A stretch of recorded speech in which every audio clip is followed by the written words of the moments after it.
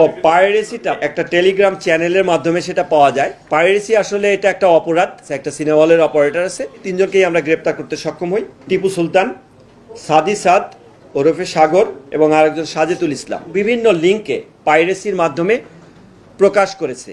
সেই চ্যানেলগুলোর মূল হোতাকে এবং কে কন্ট্রোল করে সেগুলো আমরা বের করতে পারবো এবং বর্তমানে মামলা তদন্তভার ডিবির কাছে ন্যস্ত করা হয়। দুজনের নাম বলেছেন যে যাদের মাধ্যমে উনি এটার পাইরেসি কপিটা পেয়েছেন, সেলফ ডিক্লিয়ারেশনের মাধ্যমে এটা পাইরেসি দিয়া করেছে।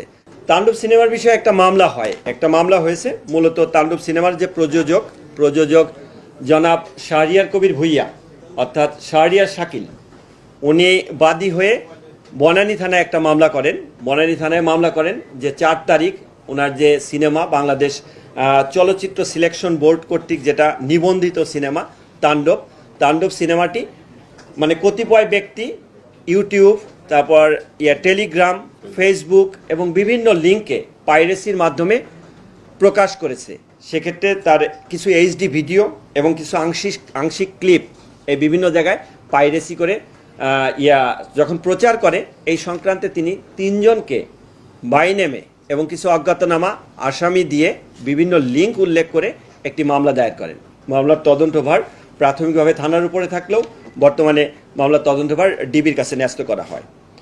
তা এটার পরপরই আমরা যখন কার্যক্রম শুরু করি, কার্যক্রমের পরে আমরা যে এজাহার নামে 3 জন আসামি, 3 জনকেই আমরা গ্রেপ্তার করতে সক্ষম হই। যে 3 জন হচ্ছে টিপু সুলতান, সাদি সাদ ওরফে সাগর, যিনি সিনেটিক অনলাইন পোর্টালের মালিক, এবং আরেকজন সাজেতুল ইসলাম।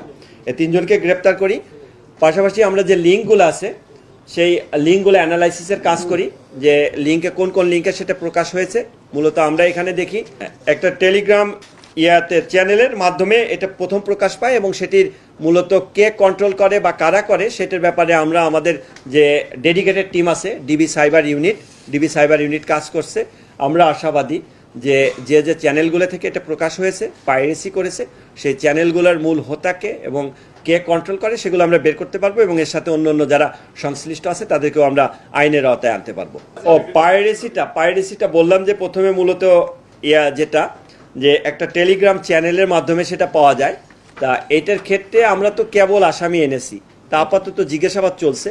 তাতে এইখানে অপারেটর আছে, একটা সিনেমা হলের অপারেটর আছে, ওনার আপাতত একেবারে ইনিশিয়াল স্টেজের জিজ্ঞাসাবাদে উনি যেটা বলেছেন যে 2 জনের নাম বলেছেন যে যাদের মাধ্যমে উনি এটার পাইরেসি কপিটা পেয়েছেন। তা ওইটার ব্যাপারেও যাচাই বাছাই চলে তাদের অবস্থান শনাক্ত করে এবং তাদের সামাজিক যোগাযোগ মাধ্যমে যে বিভিন্ন ইয়াগুলো আছে, ওই আপনার লিঙ্কগুলো আছে, সেগুলো যাচাই বাছাই করে তাদেরকে আইনের আওতায় আনা হবে তাদের সংশ্লিষ্টতা থাকলে। আর অপর 2 জন যারা, তারা তো তাদের সামাজিক যোগাযোগ মাধ্যমে আমরা যেটা দেখতে পেলাম ইনিশিয়ালি যে তারা ঘোষণাই দিয়েছেন যে এটার পাইরেসি কপি আসছে। সুতরাং সেক্ষেত্রে সেলফ ডিক্লিয়ারেশনের মাধ্যমে এটা পাইরেসি করেছে। তা পাইরেসি আসলে এটা একটা অপরাধ, যে অপরাধের কারণে এটা আমরা খুব সিরিয়াসলি নিয়েছি এবং এটার সাথে অন্য যারা সংশ্লিষ্টতা যাদেরকে পাবো তাদেরকেও আমরা আইনের আওতায় নিয়ে আসবো। ঠিক আছে, খুব ইনিশিয়াল স্টেজে কাজ চলছে। আমরা কেবল এই যে আজকে আসামিদের নিয়ে এসে হাজির হলাম।